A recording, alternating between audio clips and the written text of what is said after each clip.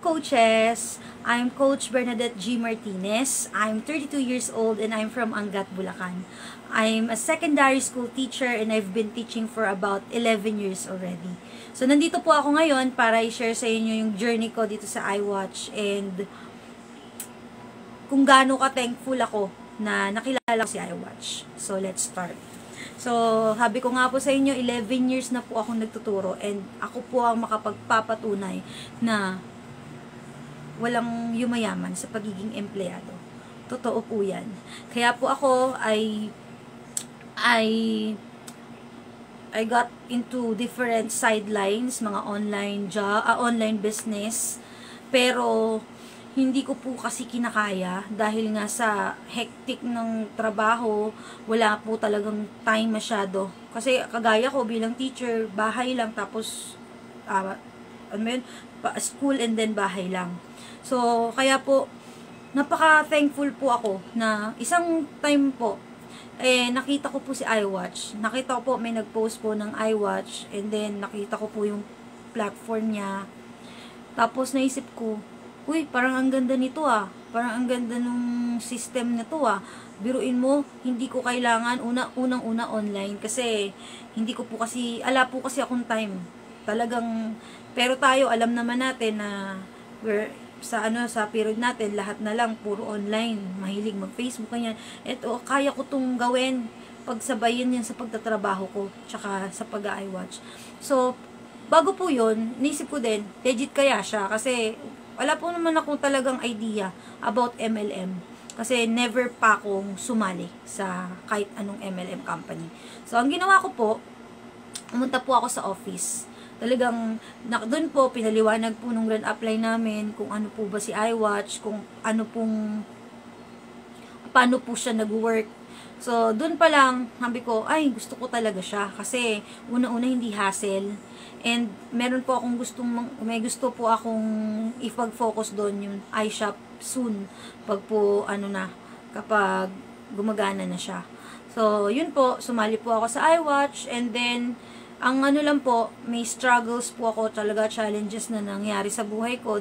Dahil nung time na sumali ako sa iWatch, talaga pong rejections araw-araw nangyari sa akin. So, dahil doon, huminto ako.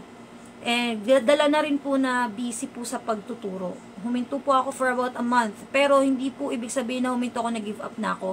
Ang ginawa ko po doon,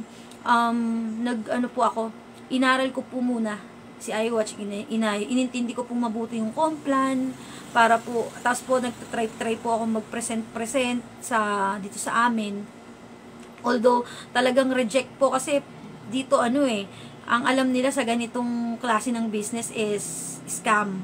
Kahit po yung nanay ko, napapagalitan po ako ng nanay ko kasi ang inisip ng nanay ko, scam yung iWatch. So, yun naman po, hindi ko naman po yan tinake na, kumbaga, inaccept ko na lang and challenge ko yung sarili ko. Gusto kong patunayan sa kanila na someday, papakita ko sa inyo na may kapupuntahan tong decision ko sa buhay. Hindi ako papatalo sa mga rejections and criticisms ninyo.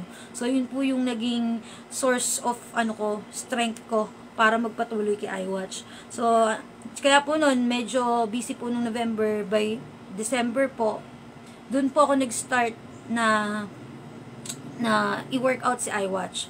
So, ginawa ko po lahat ng mga yung mga sinasabi, mga tinuturo ng mga apply namin, yung apply ko.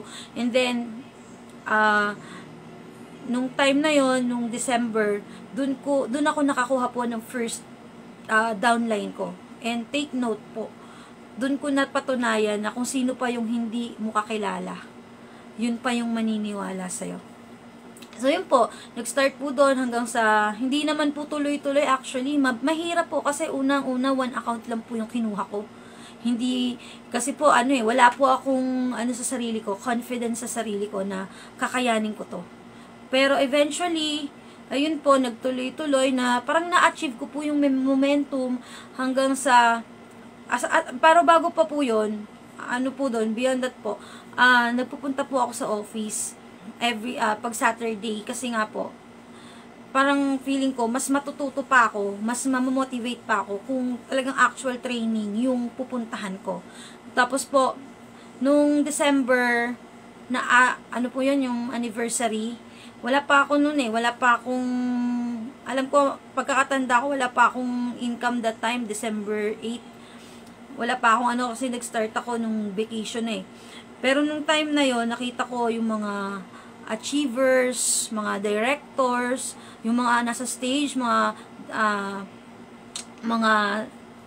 tawag doon, bronze director, gold directors na yan, ng iWatch. Tapos sabi ko sa akin, sarili ko nung time na yun, next year ka ako, aakyat ako dyan, magkakaroon ako ng award. Kahit na anumang award, basta award, magkakaroon ako ng award dyan. So, yun nga po, doon na nag-start yung eagerness ko na mag-proceed sa iWatch. So, nagagawa ako ng mga tutorial videos para sa team ko. And then, lahat naman, tinuturo ko naman po sa kanila. Kaya nga lang po talagang may mga downs talaga, may mga challenges talaga na mangyayari. Kagaya po nung ano yung team namin, muntik na talagang mawala yung team namin dahil sa nangyari na yun. Pero, ang natutunan ko po is maging consistent at maging loyal kung saan ka naroroon. Yun po talaga yung pinaka-learning ko na hindi mo ma-achieve yung result na gusto mo kung titigil ka agad. Hindi mo ma-achieve yung result na gusto mo kung hihinto ka at kung magpapadala ka sa iba. Diba? Kumbaga po, ito decision kong magstay kasi po, marami rin pong akong gustong tulungan from my downlines na ngayon po, ang ginagawa ko is gusto ko po talagang pabalikin yung mga nawala, gusto ko pong magka-result yung mga wala pang result. Yun po. Napaka-grateful ko din po dito sa iWatch kasi maraming pagbabago sa buhay ko. Unang-una sa financial, dumating sa point na mas malaki pa yung kinikita. Mas malaki pa yung kinikita ko sa iWatch kesa sa salary ko dito sa pagtuturo. Kasi po, syempre, may mga loans ka dahil mahirap ang buhay. Ngayon po, survive na ako. Medyo mas umaangat yung estado ko financially. So, nakakapaggawa ako ng iba pang extra income na nakakatulong din sa sarili ko. Yun po, tas nakakatulong ako sa family ko ngayon. Yung dating hindi ko nagagawa sa family, mas nagagawa ko na. And then, nakapagpupundar-pundar na ulit ako ng mga gamit sa sarili ko, mga properties ko. Yun po. Tapos, ang saya-saya rin po sa feeling kapag yung mga downlines mo, natutulungan mo. Pagka po nakakita ako ng mga downlines na kumikita rin, na may mga payouts, ang sarap-sarap po sa feeling nun. And isa pa pong pinagpapasalamat ko kay iWatch, kasi alam ko po na si iWatch, long term yan, hindi yan mawawala. 2 to 3 years from now, andyan pa din po ako. And 2 to 3 years from now, alam ko na magtagumpay ako. Makakamit ko yung mga yung results na gusto ko. Yun lang po. Thank you and God bless.